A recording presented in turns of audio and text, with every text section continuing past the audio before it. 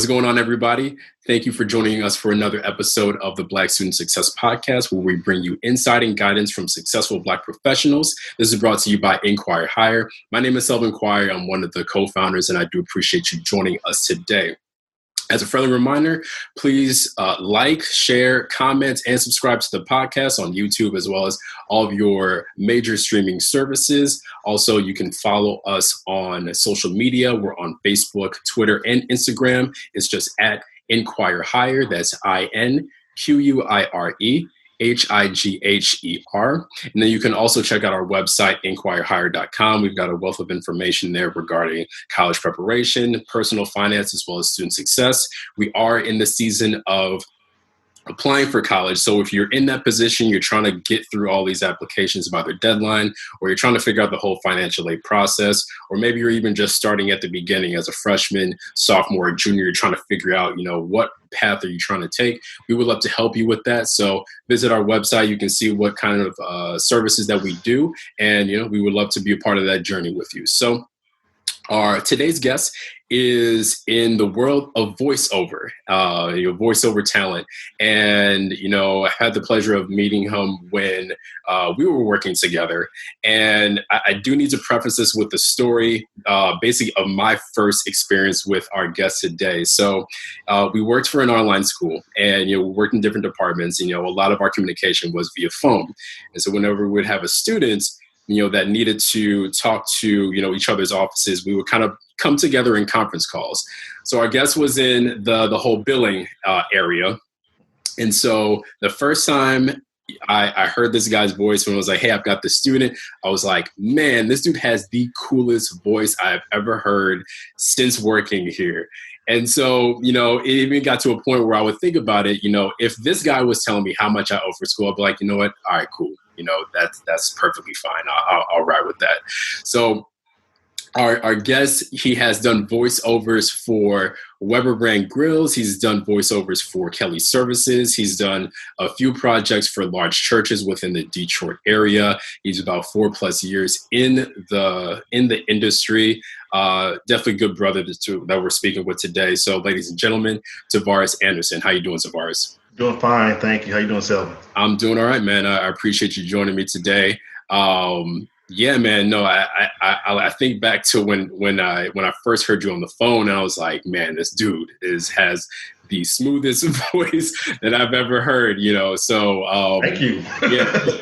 It was funny that I recall that years ago, and it's perfect that we kind of coming here today to kind of talk about really how you've used that voice in the work that you've done. So I want to give you the opportunity to really just introduce yourself to the people, just kind of tell them who you are by answering, who is Tavares Anderson?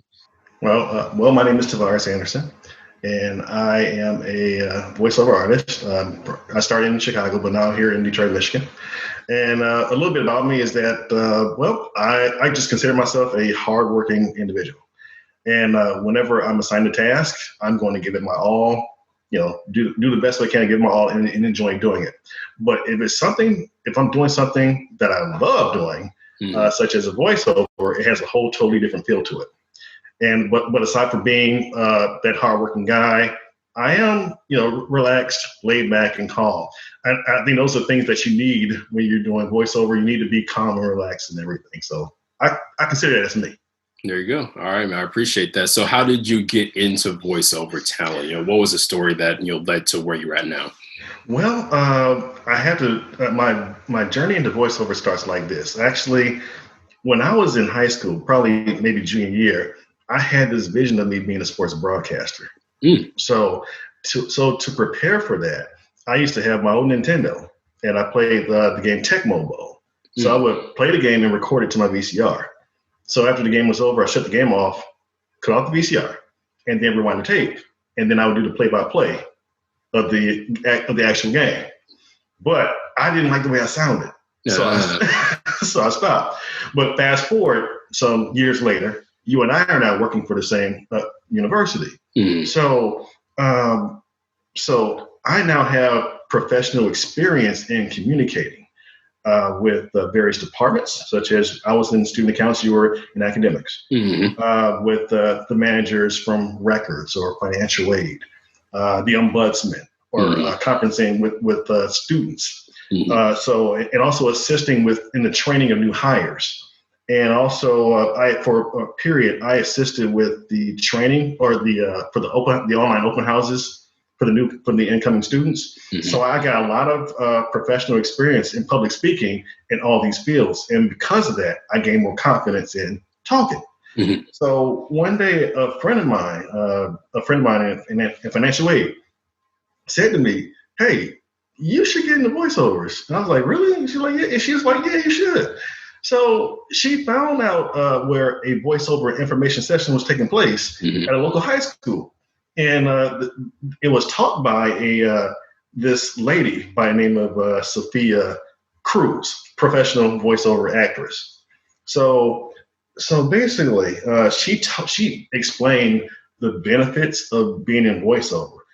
Being flexibility, being creative, express your creative side, working from home, working for yourself, and those things. And those things appeal to me. I like that. But also, she elaborated more on the voiceover side of it, of the business, the money that you have to invest in the training, the money you have to invest. The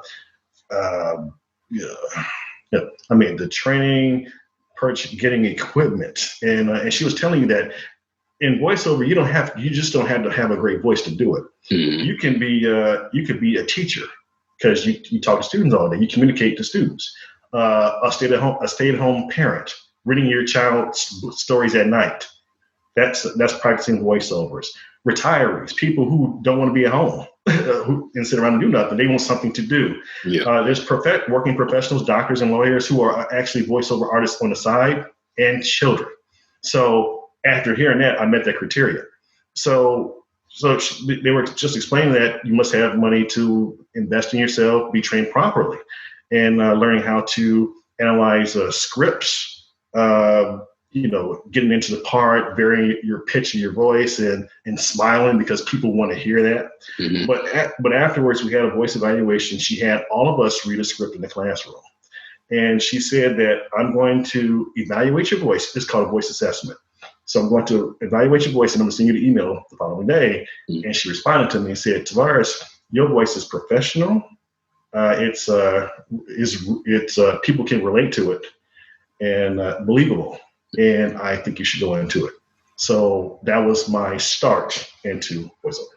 Okay, so it really took a professional, and fortunately, you were told about this class or this kind of seminar type of thing of people who are just even thinking about doing. Because I know there's a lot of information that's online, but it sounds like just having that in-person experience and then getting that assessment was very valuable when it came to getting into it. Yeah, because I was, prior to having this conversation with my friend there and telling me about the information session, it was something I kind of thought about, and I was looking online to see what places in Chicago would do it. But also at the same time, I was kind of unsure if I would be good at it. And then to have a professional say, "Hey, you could do this," I'm like, "Okay, I can. Okay, let's go." So I got into it. And you ran with it. Okay. And and you mentioned a couple of these things before in terms of what makes a good voiceover talent. You talked about being calm, having patience, being a good communicator. What other skills would you say make a successful voiceover artist? Skills that make a successful voiceover artist. You have to practice this, but you have to learn to read ahead. When you give them the script, you have to learn to read ahead. It's very important because you have to process that information as you are performing it. Okay. You have to sound natural because when you're reading the script needs to sound like it's coming off the top of your head and not on the paper. Okay. Because you need to make the words sound more conversational. That's what they're looking for. They want to make it sound like there's a dialogue going on, or otherwise you're reading it and you're going to read it word for word, and it's not going to come out well. Right. Next, you need to learn to get into the part. You have to visualize what you're trying to convey with the script. And you have to focus on acting the piece, not just reading it. I would say you need to vary your pitch. You don't want to, like, for example, you don't want to end a sentence in one pitch and begin the next sentence with the same pitch. Okay. Sameness is not a good thing. So you need to find opportunities to change it up. And I'll say you need to smile, because you need to smile and sound enthused about the content. Because if you don't, everyone will notice. Okay. Okay. Yeah. Because you're in some cases selling a product. Whether that is a 30-second commercial that you would hear on the radio, and all of those expressions that you're making, or that you can envision somebody making, when they're enjoying a hot dog, so whatever you're selling, those come through the speakers or the headphones, even if you don't see what those people look like.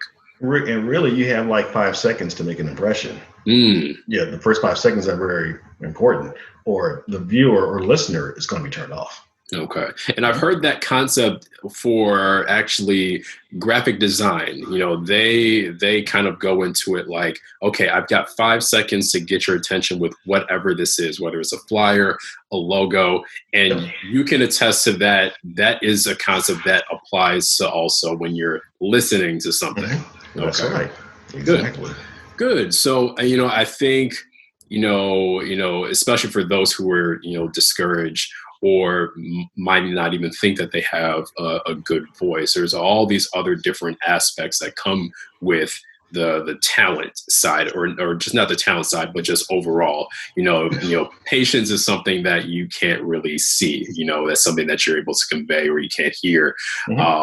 But, it's something that you really need when it comes to this type of work. So I appreciate you, going into detail with all those different things. Now, when it comes to the types of voiceover work, because, like you said, you can do commercials, there is a sense of acting, when it comes to, that aspect, whether you're doing a commercial or if you're doing a show or something like that. What types of voiceover, work can you get? There is plenty of opportunities for all voice types and vocal age ranges, and it's more and more diverse. And I mean, you mentioned commercials. That's the first thing that people think about. Radio and TV commercials, but how about internet commercials? When you log on to YouTube, before you see a video, the first thing you may see is a commercial that may feature a voiceover, or also when you're watching Hulu, you're watching your favorite show, they take a break, commercials. So, since I got into this, I pay more attention to commercials more than ever now. Yeah. But that's one part of it. But another one, but there's so many other voiceover work that's out there. For example, I have tons of them for you. One is another's called non-broadcast corporate voiceover. So this is more up my alley. So it's like web videos or employee training videos, videos that are viewed internally by the companies, or training videos, yes. Audiobooks. This is the most time-intensive genre of voice acting because it requires a lot of stamina and solid voice acting skills. And also you have to have a healthy vocal instrument and some degree of audio engineering skills. Medical narrations is another, because you have to be comfortable with the terminology and can you properly pronounce those big technical words? Can you tell the story behind the words so you really connect with patients and healthcare professionals and sound as if you know what you are talking about? That's hard, man. Interesting. Oh. That's hard. TV promos. This is where you promote TV shows during commercial breaks throughout the day. It requires a lot of energy, and where there's reads, and the timing is critical. Okay. There's telephone voice prompts or also interactive voice response IVR. So you need to have good diction, clear speech, and lots of stamina because you're going to be reading hundreds of short voice prompts at a time. Like when you call an AT&T or something and you want to pay your bill, you have to go through a series of prompts. You're going to hear voiceover each time as you go through it. Or also GPS systems, you know? Yeah, I have an app on my phone called Here, and I type it, a voiceover is telling me where to go. That's cool. Animation. So aside from not just in cartoons like The Simpsons and Family Guy, but also in commercials and other animated presentations. I've done this before a few times, and we'll go into that a little bit later. Video games. There's action adventure is the most popular one. Like recently, my son was playing the Avengers video game, and he was raving about the game, but I was raving about the voiceover. Nice. Well, I mean, what actually got your attention? That we're on video games, especially the Avengers video game has been super popular since it's come out. What caught your attention when it came to the voiceovers with that? It was just so. I mean, video games have changed since we were younger, man, and it's gotten so realistic with the graphics and everything, but also the voices attached to the character in the video in the game. I'm like, everything is so realistic. And I was just telling my son, I was like, man, this is great. This is like I'm watching a movie. It's not like I'm watching a video game. I'm watching a movie. I'm like live action, people having dialogue and things like that. And he was like, it's a game, man. I'm like, you don't see it the way I see it. Right. While you're nerding out over the voices, he's like, yo, I'm trying to beat Thanos right now. Like, right. Yeah. Right. Man, video games, e-learning. I've done this before too. So you must have a warm, pleasant, and easy to listen to voice. They need to know how to teach with their voice, and you lead the listeners through a wide range of material, whether it's simple, complex, to technical. There's also foreign language. If you're being fluent in English is one thing, but if you're fluent in Spanish, Italian, or good with accents, like some auditions require you to have a Canadian accent or a Boston accent or something like that. If you're good at doing those things, you can be really successful. Nice. And voiceovers, really. And event announcers. You watch the Grammy Awards, the Emmys, or something like that, BET Awards. There's a voiceover. There's a live voiceover there during the ceremony. But there's also award events where the voiceover is actually pre-recorded. So those happen. Political voiceovers. This is political season. Labor Day through Election Day, you see a whole lot of political ads with Trump and Biden, and also ones in our local areas. So voiceovers are attached to the voiceovers are attached to those. And lastly, there's other ways, man. Talking toys, talking devices, museum guys. You take your kids to the museum. Yeah. You see something of a historical figure. You hear a voiceover over the speakers. Or when you go to shopping malls, like I go to Kohl's a lot. So when I go to Kohl's, and they always say over the intercom, would you like to save 35% if you open up a Kohl's charge? Yeah, all those things are voiceovers. Yeah. Yep. So it's everywhere, and I'm glad that you pointed out something as simple as video games that requires all the cutscenes, all the different things that happen within the game, that all requires some type of voiceover work.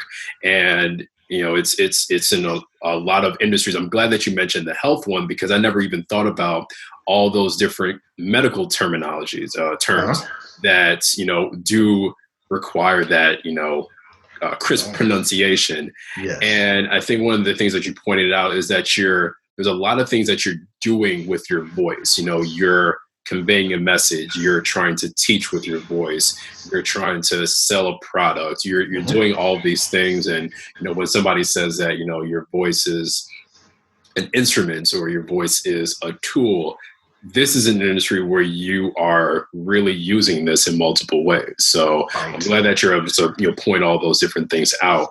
Now, when it comes to all those different types of work, different industries, it might be a little bit intimidating to try to figure out what am I good at, or, what can I do? Because to try to be a jack of all trades, it sounds like that will, you're not able to really excel in any particular area. So I know you talked about the importance of finding your niche. So, talk a little bit more about that. And then how did you find your specific niche? Well, you mentioned just a moment ago about the jack of all trades, because when I first went out there, put myself out there, I was trying to do everything, and it was not working. And I found out those are mistakes that I made early on as a starting voiceover artist. But finding out your niche in voiceover is very important, because once you know what it is and you are very good at it, you will definitely be successful. And I admit, it took me some time trying to find that out. Because I'll give you one example. But in the beginning, I reached out to a company. I sent out I emailed them, hello, my name is Tavares Anderson. I'm a voiceover artist out of Chicago, Detroit. And I like what you have. So they got back to me and they said, we want you to read the script, but it required me to use it was like a horror film or something, or like an animated horror film. And I had to sound like a scary guy. And I didn't have the voice for that. I gave it a shot, and I sent them my read of it, but I didn't hear back on that one. So I'm like, okay, that didn't go well, but that's just a lesson learned.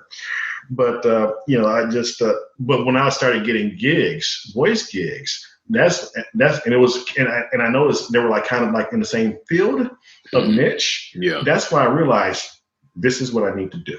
Okay. So that's where that came in.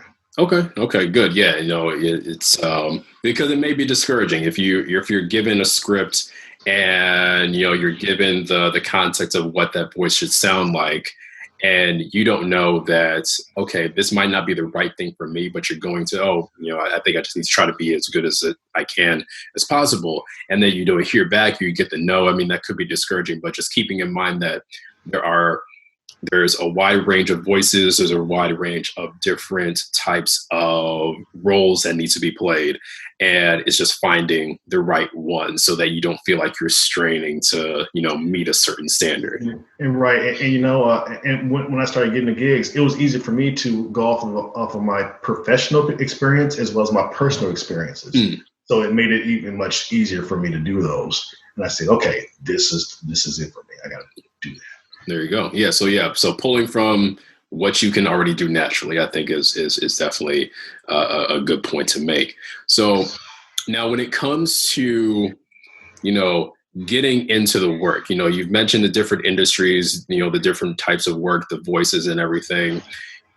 If you could create like a starter kit for somebody, let's say somebody in high school or somebody in college, and they're thinking about, they even have just a remote thought of, hey, I feel like I have a nice voice, or I feel like I could read this script really well. What kind of things would you put into this starter kit if it was like a how to get into voiceover work starter kit? It can be tangible things, it can be intangible things. What would you put in that? I would say number one, you need to seek out a voiceover company and have a professional talent advisor assess your voice, because they will help determine if you should proceed in this field or not.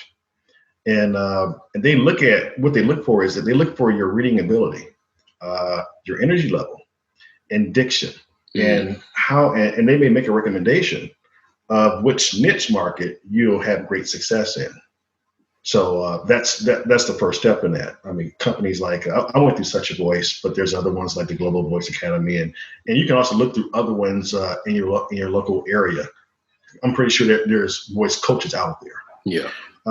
Two is that you need to be professionally trained in performance, marketing, basic recording skills, and make a professionally produced demo. Because many people think they can get by skipping one or all these steps, but you will only set yourself up for failure, and the professional voice seekers will notice. They'll hear it. I would also, three is that I would suggest that you check out other voiceover talent, and just listen. Because when I first got started, I was searching for African-American voiceover artists, and I found a whole lot of them on YouTube. Dane Reed is one of them. He's out of Atlanta, Georgia. Great. sounds, he's been in this 10, 15 years. Sounds wonderful. I hope he sees this, but that's how I feel about his voice. We'll tag him, and we'll so he can get the props. Okay, great. But you'll find their demos on their websites, but you can also find some of their work that they have done previously, and you can listen to the wide range of type of works that they've done. But I advise you to also check out commercials more often, and close your eyes when the commercial is being played, because you want to listen to the voiceover in the commercial. You want to listen to how they how they get into the script, or how calm they're reading, or their energy level. You want to just not watch it, but just close your eyes and listen to it, and you can just feel everything. Also, I'll say you seek out a voice coach, because they will help you get started with script analysis. Okay, script analysis are these 4 questions that a voiceover artist has to figure out when they get a script. What am I selling? Who am I in this? Who's my audience, and what message I'm trying to convey? You always ask yourself these 4 questions when you're reading a script. So once you figure that out, then you can go into it. Just don't get a script and go, okay, I got it. No, didn't figure it out. But and also you want to get started with recording software and the types of starter recorder equipment. They'll teach, and your teachers will teach you on pace, inflection, tone, timing, pitch, articulation, and breathing. And seek out a mentor as well to help you get through. And also the entire voiceover community is very helpful. LinkedIn, for example, you can find a whole lot of voiceover people just looking, just go on LinkedIn, find someone, reach out to them. You start a conversation, there you go, and practice. Okay, not like Allen Iverson. Practice. We talking about practice? Yes, even when you and I work together, talking about practice, right? Yeah. Even when we worked together and I started doing this, before my shift started, I would go into the cafeteria and to the old cafeteria and go into one of those special rooms, and I would sit practicing scripts for about an hour and a half, and then I would go upstairs to start working. But that's when I was training. Yeah. So my homework was going through scripts and practicing, and I had to know all of these things. Right. But lastly, implement your marketing plan. Okay. All right. So a lot of good things to keep in mind, especially as you're kind of figuring those things out. I think one of the first things that you pointed out, something that you did yourself, was getting that assessment to see if that's something that you wanted to move forward in. And another important thing, especially for those who may not have some of those resources available, but finding that mentor, that person that might be remotely close to that field. If you're in high school and you have like an AV room or whatever the case is, and you're, talking to the people about equipment, that might be something that you could utilize, just for the sake that you're a student. I mentioned before, especially for my introverts out there, don't be afraid to go ask, somebody for help. It can definitely take you farther, than you really realize. Now, you mentioned marketing. I wanted to jump into that a little bit. What are some good methods to market? Like you said, you did some research and you found a whole bunch of, voiceover talent out there. And, just like any other industry, there's a lot of people kind of doing the same thing. So what type of marketing methods would you advise, to really stand out? Okay, now in terms of marketing yourself, you must begin marketing yourself after your demos are produced, and also after you have created your own voiceover website. Okay. Because so basically, so when you start marketing yourself, you want to find your prospects through websites. Go through Google, for example, and you may want to look up production companies or advertising agencies in your area, and in Chicago or in Detroit, and there's so much out there. Once you hit the search button, there's so much out there. And then when you find agencies that you want to give a try to, click on the link to them. and see what they're all about. See what videos and see what kind of content they produce. And hey, and if it's something that you say, hey, they do have voiceovers, then reach out to them. Reach out to their creative director, and sometimes you can call them. Their phone number will be listed, or send them an email because these people are busy. So I send emails. So I send them an email, shoot them and say, hey, my name is Tavares Anderson. I'm a voiceover artist out of Chicago, Detroit. Saw your website, liked your content. Just want to know if I can be a resource to you. And here's a link to my website where you can find my demos. Now these people, they may not respond immediately to you.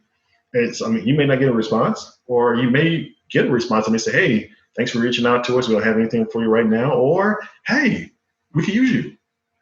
That's good. That's a good way. That's how you can find clients that way. You can also, another way is to market yourself is auditioning. Going through like today, there's a lot of back in the day, if you wanted to get yourself noticed, and I didn't have to do this obviously, but you had to go out to the casting calls and things like that to audition in person. But times have changed since the internet.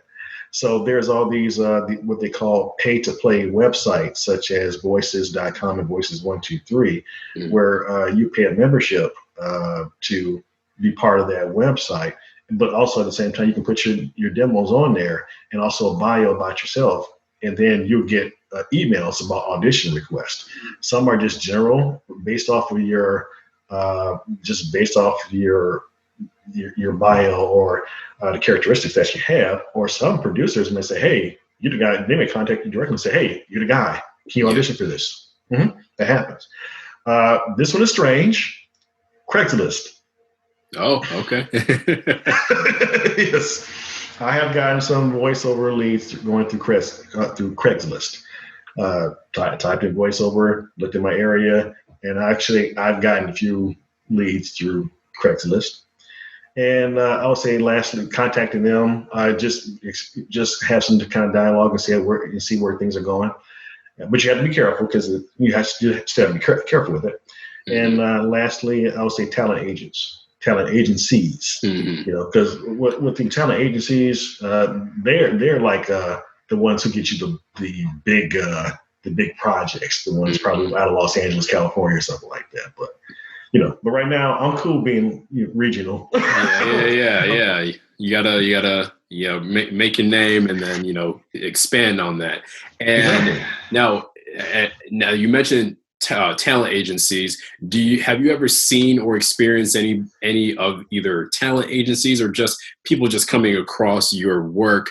Have you seen that happen through social media, especially with the time that we're in? Are there folks, putting their, creating like an Instagram page or creating a Facebook page and they're putting their demos on that? Have you seen that in any way? That was one. I mean, there was one I was previously a part of that they had their own Facebook page. Now, I don't do Instagram. I should do it, but they have a Facebook page where they had their website where they had all their talent. It was pretty diverse. But also, when some of their talent would land a gig, they would post it on the site there. And actually, I was happy to see that it was a lot of African American. Good. So I was like, that's beautiful. So they're recognizing the talent, absolutely, in the Black voice. Absolutely.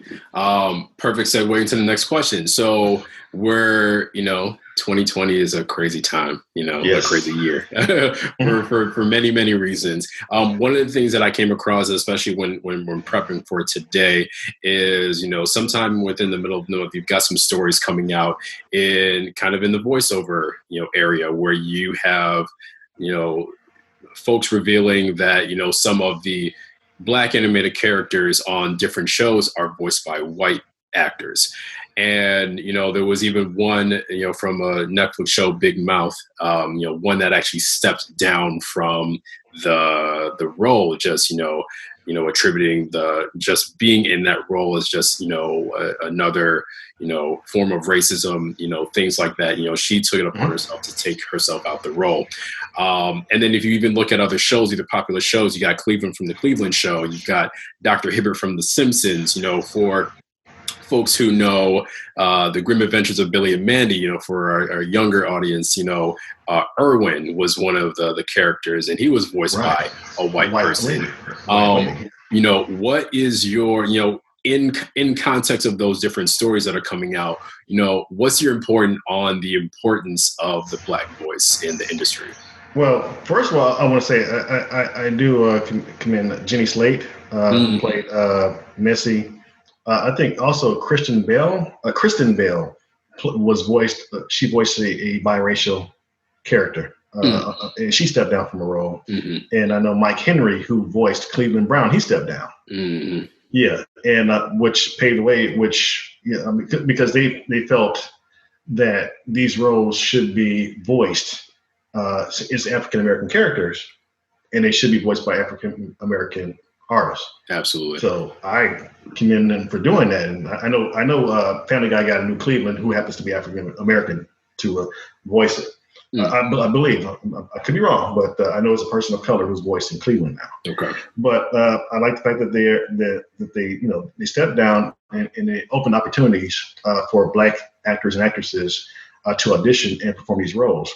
And when we're doing it, it's more realistic when Black voices are attached to Black characters. Yeah. It makes it more authentic when we are voicing ourselves. And to the people who are at home watching these shows, I think it may inspire them, or the new up and comers, the new generations of voice talent or actors and actresses. Yeah. It will inspire them to hear us voice us. Absolutely.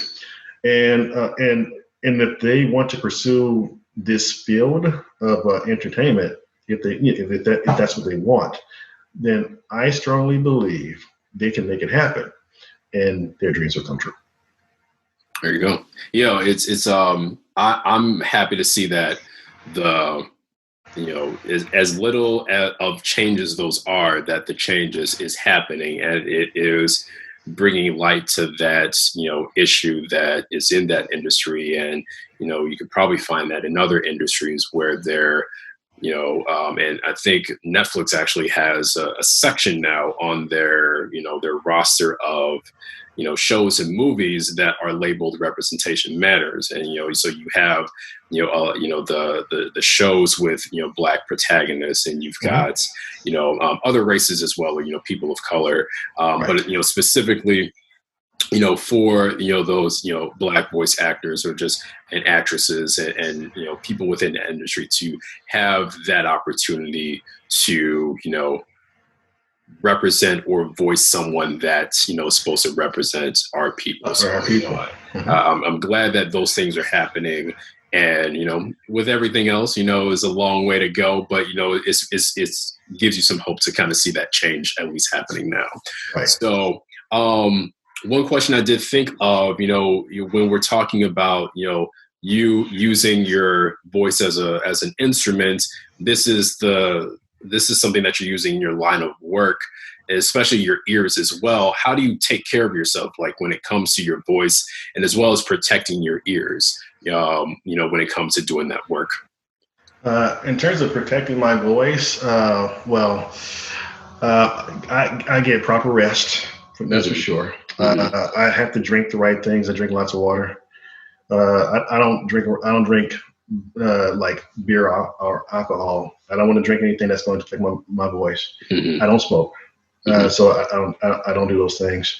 And every day when I'm preparing for an audition or for a voice job, I do a series of exercises with my voice. Like I would, I would like. Or voice or my mouth, jaw, everything is all part of it. But I would like try to stretch my jaw out, or I'll put a piece of cork in the mouth and read a script, try to get everything, just to make sure to stretch everything out. Yeah. So everything comes out clear when I'm on the microphone. Okay. Okay. Yeah. Yeah. And I think that's good to keep in mind, especially, I mean, with anything you do, athletes have to take care of their bodies. That's their tool that they use for the work that they're doing, your eyes are a tool. Everything is a tool that you have to keep together so that you can do what you want to do. Right. So I appreciate you, kind of going over those different things that you do.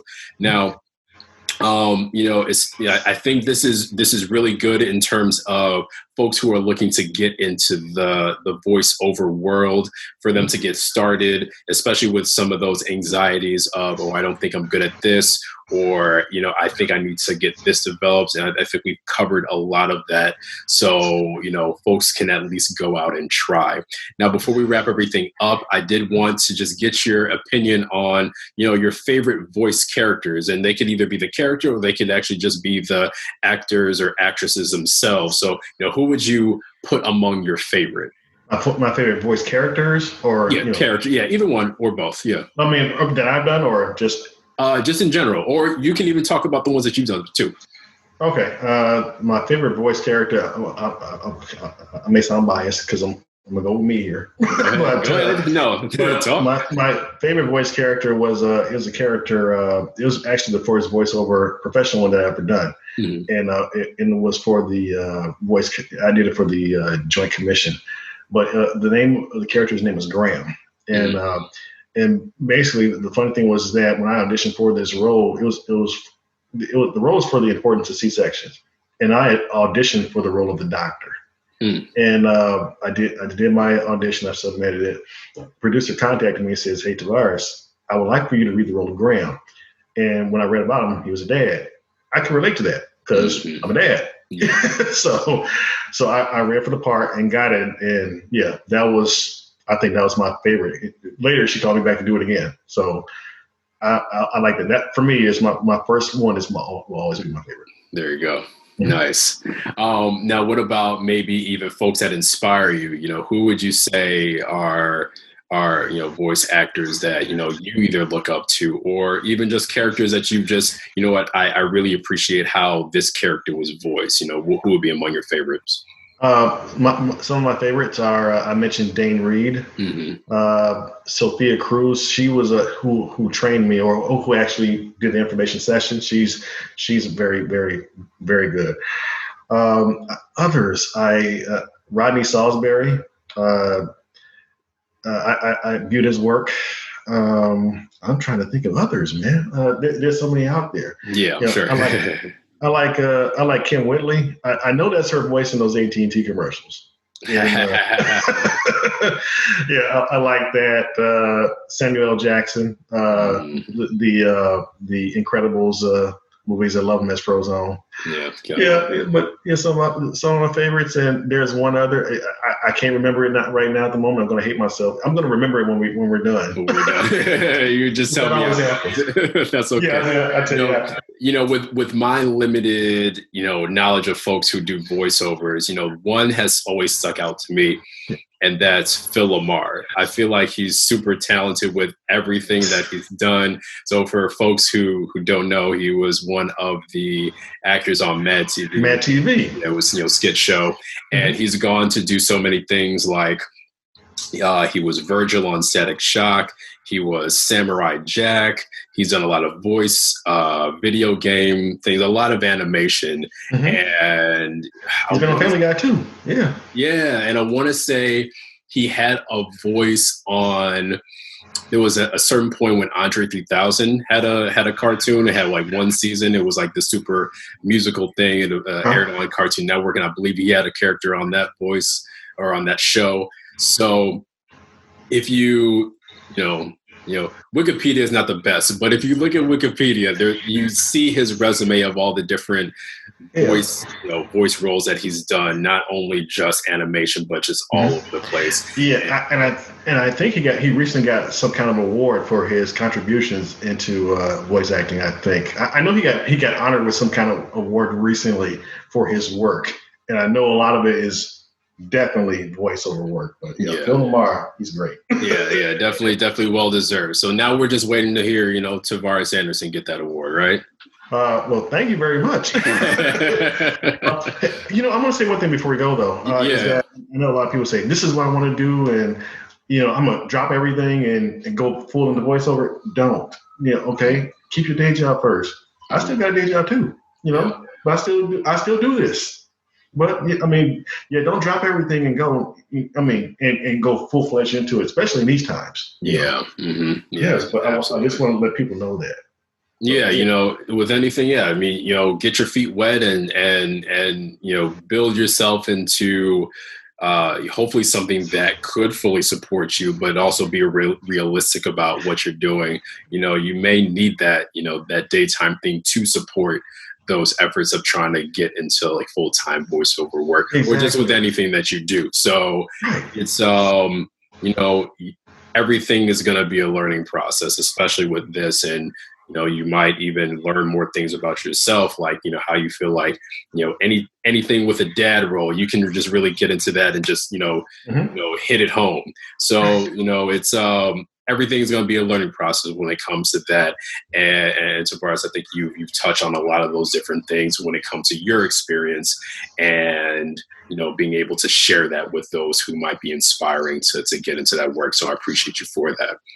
Thank you. I appreciate you for having me. I really appreciate it, Selby. Yeah, man. So, so thanks again. Thanks to everybody who's listening to this, however you're consuming this. If you want to give us some feedback, you want to let us know of a different career or a specific professional that you want us to talk to, feel free to let us know. You can let us know on social media. You can email us at inquirehire.com or inquirehire@gmail.com. And then you can reach out us to our website, inquirehire.com. Tavaress, is there anything that you want to leave the people with? You want to let them know how they can find you if they want to reach out to you? I'm going to give you the floor.